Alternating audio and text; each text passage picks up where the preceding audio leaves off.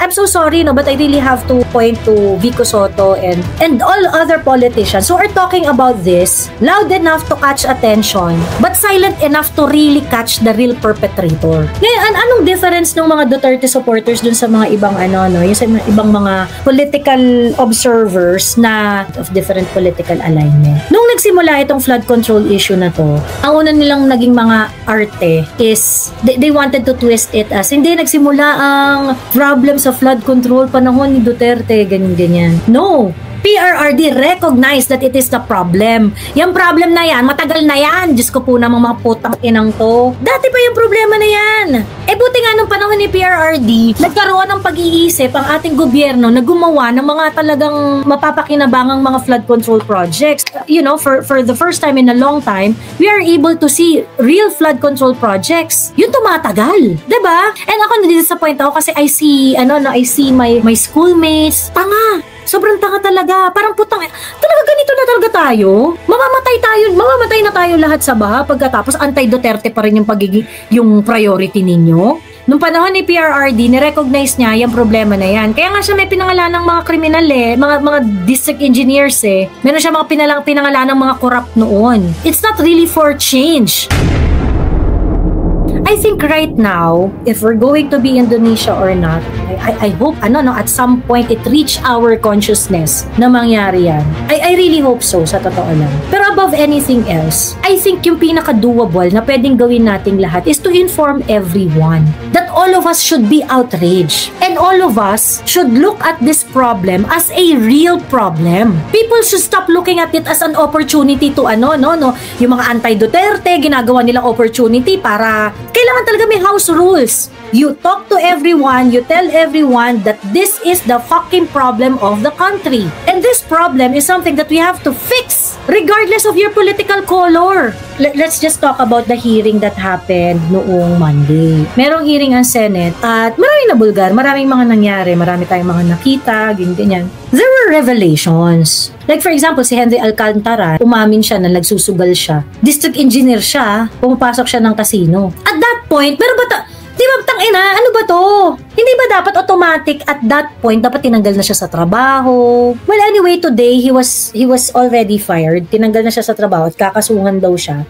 But I just felt na bakit hindi swift yung mga actions? Like for example, inamin ni Diskaya na siyam na contracting company ay kanya. Sinabi niya, nag-divest siya dun sa iba, pero ang naging may-ari ay pamangkin ng asawa niya. Putang ina. Hindi ba dapat right there and then, bago matapos yung business days, dapat iban nyo na yan in perpetuity. The standard of action that you should give on the people involved dito sa flood control project is Pastor Kibuloy. Diba, kay Pastor Kibuloy, agad-agaran kinasuhan ninyo? Agad-agaran kinulong ninyo? Naghanap kayo ng kaso para makulong siya? Hindi ba kay Pastor Kibuloy, finris nyo lahat ng assets niya? Including yung mga hindi niya assets? Pero sa feeling ninyo ay may kinalaman kay Pastor Kibuloy dahil dun sa mga binibintang niyong pagkakasala niya, human trafficking, sexual assault. Pastor Kibuloy should be the standard here. Kung anong ginawa ninyo kay Pastor Kibuloy, dapat ganun ang gagawin ninyo sa lahat ng involved dito sa flood control project na to. Because people really suffered here. May mga namatay dahil sa mga faulty na flood control projects. So dapat, hindi kayo lalembot-lembot na, ay hindi, mag-due process tayo, inem. We are way past that. Kinidnap nyo nga si PRRD na hindi kayo nag-afford ng due process, hindi nga malinaw dun kung may connection yung mga binibintang nyo kay PRRD. Finris nyo nga yung assets ni Pastor Kibuloy based on cases na na-dismiss na prior. Pagkatapos ito, totoong may mga flood control projects na ninakaw, totoong mga flood control projects na hindi natin makita, ito hindi ko gets. The 15 construction companies should submit to Senate or Congress lahat ng projects na ginawa ninyo. Full project. Magsubmit kayo yung portfolio ninyo. Lahat ng government projects na ginawa ninyo, isubmit ninyo. Vis-a-vis, ibangga ninyo dun sa records na meron ng gobyerno. Ngayon, yung mga kongresista or yung mga para meron kayong mapala yung mga tao dyan, kayong mga putang ina nyo dyan sa Congress, wala kayong silbi. Pag pumatak sa distrito mo, yung mga projects na yon, you have to explain. Is the funding for that project lobbied by you? Or is it coming from the district engineer? From the DPWH? Yung 15 contractors, ano yung mga project nyo dyan? Dapat yun na yung mga nakalagay dun sa mga subpina nila O pag nag-attend kayo ng hearing na to, ibigay nyo sa amin ang listahan ng lahat ng mga projects ninyo. 'Di ba? Things like that. Simulan lang natin, flood control projects lang muna. Kasi marami rin katantaduan sa ibang mga projects eh. Pero dito lang muna tayo, flood control projects lang muna tayo. The mere fact na merong mga, kasi ngayon ang nangyayari, so nakita na nga, si Alcantara na DE tinanggal na sa trabaho. And then now they're looking at freezing the assets of these individuals, yung mga construction company, which I felt really na very late ito. Kasi dapat, nung nagsalita pa lang si Bongbong Marcos, may mga actions na naginawa on the executive side. Nung nakita ni Bongbong Marcos na yung sa may Baliwag, meron doong flood control project na wala naman. Tsaka yung sinabing tapos na pero hindi pa naman pala tapos. At tsaka yung isa pang flood control project na sinasabi nila na nilista as finish pero nung binalikan ginagawa pa. At that point, hindi ba dapat nag-freeze na kayo ng assets? We're not just talking about few millions here. We're talking about billions of pesos. I really felt na, I'm so sorry, even yung sa Senate, I really felt na, sige, okay, may nare-reveal na mga information, ganyan. But you know, you have to be very, very conservative in approaching this problem. Let us not be satisfied doon sa mga konting kembot, konting pasikat, pagkatas matutuwa na tayo. I know this is going to be a very, very difficult task. Pero ito yung panahon na hindi kayo dapat ma-flatter doon sa mga konting act ng mga government officials. Alam ko, mahihirapan talaga si Kong Marcoleta dito, no? At saka hindi naman niya talaga kayang buhatin lahat. And it's really not about Kong Marcoleta. It's really about we fixing this problem. So let us not, yung sa atin, taasan nyo naman yung standard nyo ngayon. Ito lang sa pagkakataon lang na to. Taasan natin tong standard natin dito.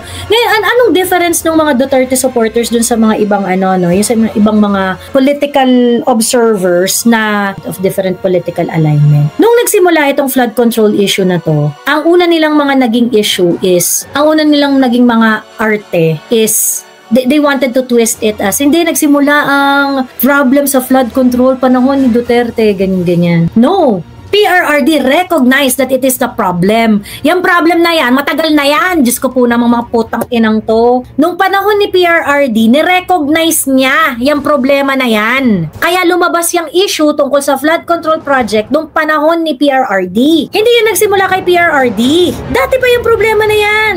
Buti nga nung panahon ni PRRD, nagkaroon ng pag-iisip ang ating gobyerno na gumawa ng mga talagang mapapakinabangang mga flood control projects. You know, for the first time in a long time, we are able to see real flood control projects. Yung tumatagal, 'di ba? So ngayon, yung mga nagsasabi kasi na hindi nagsimula to sa panahon ng mga Duterte, ganyan. And ako na-disappoint ako kasi I see my schoolmates, tanga. Sobrang tanga talaga. Parang putang, talaga ganito na talaga tayo? Mamamatay na tayo lahat sa baha pagkatapos anti-Duterte pa rin yung priority ninyo? Hindi po nagsimula ang flood control problem nung panahon ni PRRD. Huwag naman kayong tanga. Yung usapang korupsyon sa sistema natin, matagal na yan.